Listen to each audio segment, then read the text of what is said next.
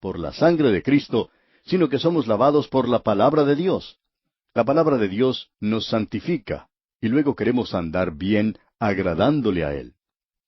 Este hombre, pues, se allegó a la presencia de Dios y podía decir, Dios es bueno para con Israel. Ahora él tenía un problema, y creemos que este podría ser su problema, como lo es mío también, o quizá no sea el suyo, pero por cierto que es mi problema. El problema es el siguiente. ¿Por qué permite Dios la prosperidad de los impíos? ¿Y por qué parece que el pueblo de Dios sufre más que los otros? Eso nos ha preocupado muchas veces. Hemos visto que el pueblo de Dios pasa por pruebas, hemos visto al pueblo de Dios sufriendo. Luego hemos podido apreciar la prosperidad de los impíos, y en realidad es muy difícil comprender eso. El autor de estos estudios bíblicos, el doctor J. Vernon McGee, contaba lo siguiente. Cuando nació mi primera hijita, decía él, en el mismo hospital Dios tomó a esa criatura. Esa criatura murió allí. Yo solamente tuve la oportunidad de escucharla llorar. Eso fue lo único que esa pobre criatura pudo hacer en su vida, llorar. Pero por cierto que tuvo un mensaje para muchas personas, ya que a causa de su muerte pude escribir un libro con un mensaje que presenté en el entierro de ella, y debo decirle que nunca me olvidaré de ese día. En el hospital, continuaba el doctor McGee, en una sala al frente de la que ocupaba mi esposa, se encontraba una señora que era muy rica, que tenía amigos muy ricos también. Cuando los amigos llegaron, se pusieron a celebrar el nacimiento de una pequeña criatura, un muchachito, y ellos celebraban brindando con champaña, como muy contentos de tener esa criatura, quien era todo lo que ellos querían. Usted sabe cómo se ven a veces los recién nacidos, con sus caritas aplastadas, pero aún así son cosas preciosas para sus padres. Todos nosotros creemos que nuestros hijos recién nacidos son los más hermosos que existen. Pues bien, continuó el doctor McGee, esta gente estaba muy contenta y se puso a celebrar brindando con champaña. Ellos eran muy ricos. La enfermera nos dijo que ellos eran una de las familias más ricas de la ciudad. Yo salí, continuaba el doctor McGee, por un rato y quería olvidarme de todo. Salí a un balcón que tenían allí y me senté afuera, ya que era verano. Clamé a Dios, y debo ser bien honesto aquí, aún hasta el día de hoy, no comprendo por qué Dios se llevó a nuestra hijita y dejó a aquel otro muchachito. Bien, ellos tenían dinero, eran muy ricos, por supuesto, vivían en abundancia. Aún hasta el día de hoy he visto cosas que aparecen escritas en los periódicos acerca de esta familia, y ese niñito que nació entonces, probablemente era ya un adulto y tendría la misma edad de mi hija si ella hubiera vivido. Y hablando honradamente, debo decirle que yo no comprendo todo esto, no tengo la respuesta. Y alguien quizá me diga, bien, entonces usted, que es pastor, ¿no tiene la respuesta? Bueno, dice el doctor McGee, no tengo la respuesta. Entonces, ¿cómo puede usted consolar a otros? Bien, puedo decirle que yo no tengo la respuesta, pero sé quién la tiene. Y Él me ha dicho que debo caminar con Él por medio de la fe. Él me ha dicho que la forma de probarme es poniéndome en la oscuridad. Luego yo extiendo mi mano y me tomo de la de Él. Y Él me ha dicho, tú puedes confiar en mí. Y yo no sé por qué, pero Él sí lo sabe. Y algún día, amigo oyente, Él me lo va a explicar. Hasta aquí las palabras del doctor McGee. Ahora, el escritor de este Salmo 73, Asaf, tenía el mismo problema. Él era un músico y un levita, y tenía un problema similar. Quizá usted también tenga un problema parecido. Es algo bastante difícil de comprender. Notemos ahora lo que él dice en los versículos 2 y 3 de este Salmo 73. En cuanto a mí, casi se deslizaron mis pies, por poco resbalaron mis pasos, porque tuve envidia de los arrogantes, viendo la prosperidad de los impíos. Dios es bueno para con Israel, Él es bueno para con el remanente, y Asaf es parte de ese remanente, pero él tiene este problema. Asaf dice, he mirado a mi alrededor en esta nación, y me doy cuenta que los impíos entre nuestro pueblo son los que están prosperando, y los buenos no lo están haciendo. Escuche usted lo que dice aquí en los versículos 4 al 6. Porque no tienen congojas por su muerte, pues su vigor está entero. No pasan trabajos como los otros mortales, ni son azotados como los demás hombres. Por tanto, la soberbia los corona, se cubren de vestido de violencia. Ellos son muy soberbios, tan soberbios como este matrimonio al cual hizo referencia el doctor Magee. Son soberbios, arrogantes, llenos de orgullo. Y luego Asaf dice algo más en el versículo 7. Los ojos se les saltan de gordura, logran con creces los antojos del corazón. Hay gente que tiene de todo lo que desea. Quizá ellos no lo podrán disfrutar tanto como aquel que no tiene tantas cosas, porque cuando uno que es pobre obtiene algo, entonces sí que lo puede disfrutar. Pero no es lo mismo con esta gente que tiene de todo. Siempre lo han tenido así. Luego, al leer este salmo, uno se puede dar cuenta que los ojos de esta gente están lagañosos, nublados. Ellos han estado bebiendo demasiado, demasiada vida nocturna. Y el versículo dice, los ojos se les saltan de gordura, logran con creces los antojos del corazón. Y el versículo 8 continúa, se mofan y hablan con maldad de hacer violencia, hablan con altanería. A ellos no les preocupa pisotear a los pobres. Los ricos en muchas partes son los que escriben las leyes de los países y luego ellos son los primeros en desobedecerlas. Pero ellos obligan a los pobres a cumplirlas. Sin embargo, uno puede mirar dónde están los ricos en el presente. Ellos no están siguiendo la línea que se ha trazado, pero que usted y yo debemos seguir. Esto es algo que a uno le puede amargar cuando mira alrededor de uno. Notemos ahora lo que dice el versículo 9. Ponen su boca contra el cielo y su lengua pasea la tierra. Uno puede escuchar a los ricos en el presente. Ellos son los que siempre están apareciendo en la televisión, ellos son los que aparecen en las noticias. Y su lengua pasea la tierra. No hay nada mejor que la radio y la televisión para que ellos hagan esto. Luego el versículo 10 dice, por eso Dios hará volver a su pueblo aquí, y aguas en abundancia serán extraídas para ellos. El pueblo de Dios tiene que pagar impuestos hasta la muerte. Están en dificultades, tienen que pagar por todo. Se nos ha dicho que hay gente rica que no tiene que pagar impuestos de ninguna naturaleza. No hemos descubierto todavía cómo lo hacen, pero parece que todo les sale bien a ellos. Ahora el versículo 11 de este Salmo 73 dice, y dicen, ¿cómo sabe Dios?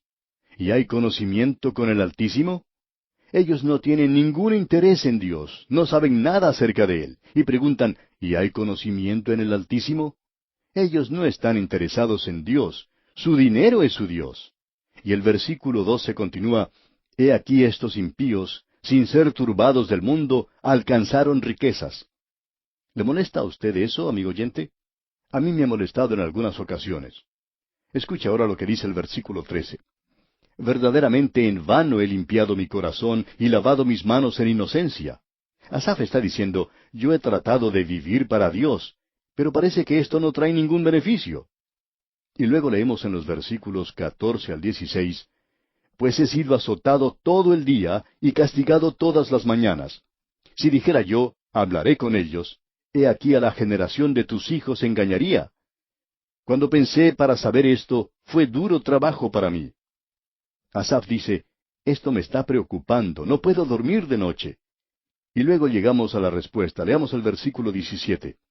Hasta que entrando en el santuario de Dios, comprendí el fin de ellos. No es en esta vida, sino en el final. Y esa es la razón por la cual el Señor Jesucristo solamente contó una historia tratando este tema, que es acerca del hombre rico y del hombre pobre. Él quería ilustrar lo que ocurría después de esta vida. Uno era rico y el otro era pobre. Y amigo oyente, si usted no se allega a la palabra de Dios, usted va a amargarse mucho si mira la injusticia que existe. Pero cuando se acerca a Él y lee una historia como esa, usted se dará cuenta que Dios hoy juzgará a los ricos. Ese hombre rico mencionado en esa historia fue a parar a un lugar de tormento, y allí se encuentra hoy. Ese fue su fin. Pero si usted hubiera observado su funeral, quizá no hubiera podido ver nada como eso, porque todos los que estaban rodeando su féretro estaban tratando de hacerlo entrar al mismo cielo. Todos estaban diciendo cosas buenas acerca de él, cuánto había dado a las obras de caridad y todas esas cosas por el estilo. Pero, amigo oyente, él estaba allá en un lugar de tormento. Pero aquel otro pobre hombre a quien ni siquiera le dieron un entierro decente, quizá simplemente arrojaron su cuerpo a un basural, sin embargo, los ángeles lo tomaron y lo llevaron a la misma presencia de Abraham. Y debemos aclarar aquí, amigo oyente, que este hombre pobre no fue al cielo porque era pobre. sino porque siempre se acordó de Dios, porque amaba a Dios, su mayor riqueza era Dios mismo. Usted debe permanecer muy cerca de Dios, amigo oyente, si no quiere amargarse y volverse cínico al mirar este mundo y observar lo que ocurre a su alrededor. Y esa es la razón para la existencia de un santuario, como se ha mencionado. Y en mi Dios, amigo oyente, es en quien usted puede confiar en el día de hoy. Yo no tengo la respuesta a sus dudas, porque yo no tengo la respuesta a mi pregunta tampoco, pero conozco a alguien que la tiene. Pero él no dijo que me lo iba a decir ahora mismo. Él simplemente dijo, confía en mí, yo tengo la respuesta. Y algún día, amigo oyente, en su presencia, él me lo explicará. Mientras tanto, yo debo mantenerme con el conocimiento de que él algún día me va a mostrar que lo que él hizo era mucho mejor. No comprendo eso tampoco, amigo oyente, pero eso es lo que él va a hacer. Este es un salmo maravilloso. Y como resultado de todo esto, ¿qué es lo que va a hacer Asaf? Bueno, escuche usted lo que dice aquí el versículo 23. Con todo, yo siempre estuve contigo, me tomaste de la mano derecha. Ya le había dicho, amigo oyente, que él tomaría su mano. Él ha tomado la mía. Él me ha dicho, camina conmigo. Esa es la lección que uno puede aprender de esto, y esto es lo que el salmista está diciendo. Me tomaste de la mano derecha. Ahora el versículo 24 continúa, me has guiado según tu consejo, y después me recibirás en gloria. Yo estoy con él en el día de hoy, amigo oyente, y puedo decir junto con el apóstol Pablo en su carta a los Filipenses, capítulo 1, versículo 6, estando persuadido de esto, que el que comenzó en vosotros la buena obra, la perfeccionará hasta el día de Jesucristo. No me diga que él no va a hacer eso, porque eso sucederá tal cual él dijo. Y ese es el mensaje de este salmo. Leamos una vez más este versículo 24. Me has guiado según tu consejo, y después me recibirás en gloria. No puedo pedir nada mejor que eso, amigo oyente. Así es que simplemente confiaré en él hoy. Y si a usted no le parece mal, pues yo voy a continuar con él. Y bien, llegamos ahora al Salmo 74. Una vez más tenemos ante nosotros al templo, y el templo está siendo profanado. Es un salmo masquil, no de David, sino de Asaf. Él es un levita y músico en el tabernáculo. Escuche lo que dice el primer versículo de este Salmo 74. ¿Por qué, oh Dios, nos has desechado para siempre? ¿Por qué se ha encendido tu furor contra las ovejas de tu prado? Y luego él clama en el versículo 2. Acuérdate de tu congregación, la que adquiriste desde tiempos antiguos, la que redimiste para hacerla la tribu de tu herencia, este monte de Sión donde has habitado. Aquí estamos hablando de geografía, y debe ser esa tierra y en aquel lugar donde se encuentra ese pueblo hoy.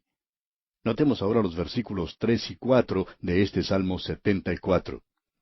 Dirige tus pasos a los asolamientos eternos, a todo el mal que el enemigo ha hecho en el santuario. Tus enemigos vociferan en medio de tus asambleas, han puesto sus divisas por señales. Ahora, ¿qué fue lo que sucedió? Jerusalén ha sido profanada varias veces. Ha sido profanada cuando la invadió Antíoco IV Epífanes el Sirio, quien estaba en la línea de ese gran general que fue Alejandro Magno, la familia del cual presidió la nación de Siria. Antíoco IV se aprovechó de las naciones que existían entre los judíos para saquear y profanar el templo. Él llegó y vació caldo de cerdo sobre los vasos santos y convirtió el templo en un santuario de Zeus. En el capítulo 8 del libro de Daniel se le llama a esto la prevaricación desoladora. Más adelante fue Tito quien destruyó a Jerusalén. El Señor Jesucristo había hablado acerca de él en su discurso pronunciado en el Monte de los Olivos, y que es mencionado en el Evangelio de Lucas. Así que esto ha sucedido 2 veces. Jerusalén fue destruida cuando llegó Nabucodonosor. No sabemos si él habrá llegado a profanar el templo. Él simplemente dejó todo hecho cenizas. Ahora esto mira hacia el futuro, hacia otro día que se acerca, cuando el templo será reedificado y una vez más será profanado en aquel día que está por venir. Y este es un clamor a Dios para que Él libre a su pueblo. Usted puede imaginarse lo desanimados, lo desalentados que ellos estarían cuando Nabucodonosor destruyó el templo y quemó la ciudad. Ahora notemos lo siguiente aquí en el versículo 12. Pero Dios es mi Rey desde tiempo antiguo, el que obra salvación en medio de la tierra. Luego en el versículo 18 tenemos unas palabras maravillosas. Leamos. Acuérdate de esto, que el enemigo ha afrentado a Jehová, y pueblo insensato ha blasfemado tu nombre. El enemigo se ha apoderado